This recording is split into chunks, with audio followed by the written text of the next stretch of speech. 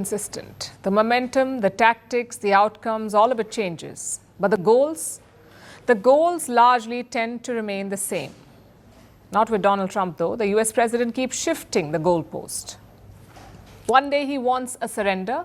Next day he wants a deal. One day he wants to abandon the Strait of Hormuz. Next day he wants to control it. So tonight, let's look at Trump's shifting war goals. Within 2 weeks of fighting, he claimed victory over Iran. He said the war has been won. But now he says he wants a deal. You know, you can only do, and we've won. Let me tell you, we've won. You know, you never like to say too early you won. We won. We won the bet. In the first hour, it was over. They want very much to make a deal. We'd like to make a deal too.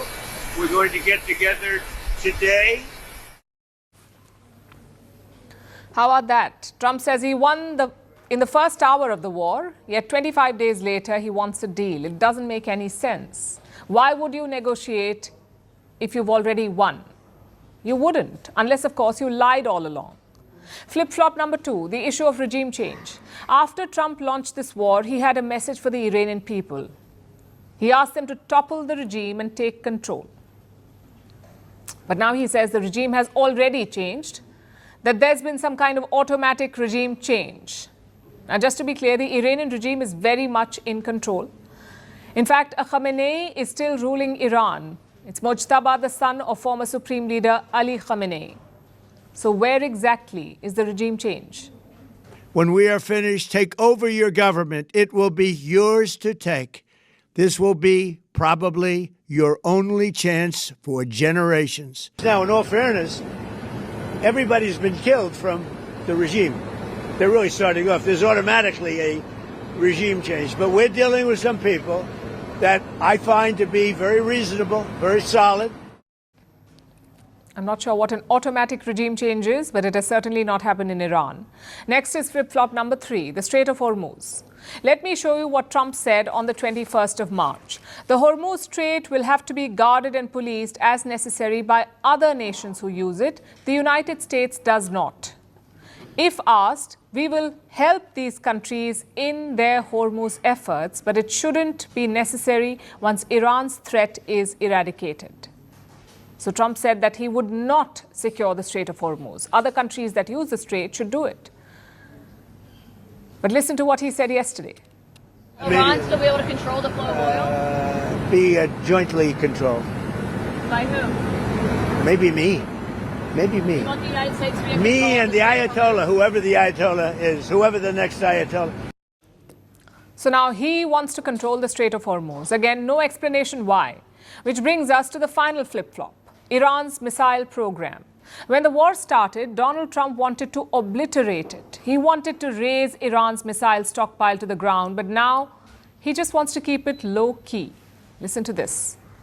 We are going to destroy their missiles and raise their missile industry to the ground. It will be totally, again, obliterated. We want to see no nuclear bomb, no nuclear weapon, not even close to it. Low-key on the missiles. We want to see peace in the Middle East. I know words are not Donald Trump's strong suit, but obliterated and low-key are worlds apart. If you put all this together, what picture do you get? A picture of climb downs. Trump has pulled back on each one of his war goals, whether it's regime change or missiles or the Strait of Hormuz. There is only one issue on which he's been consistent, and that is the nuclear issue. Donald Trump has repeatedly said that Iran cannot have a nuclear bomb. He also wants Iran to give up its uranium stockpile.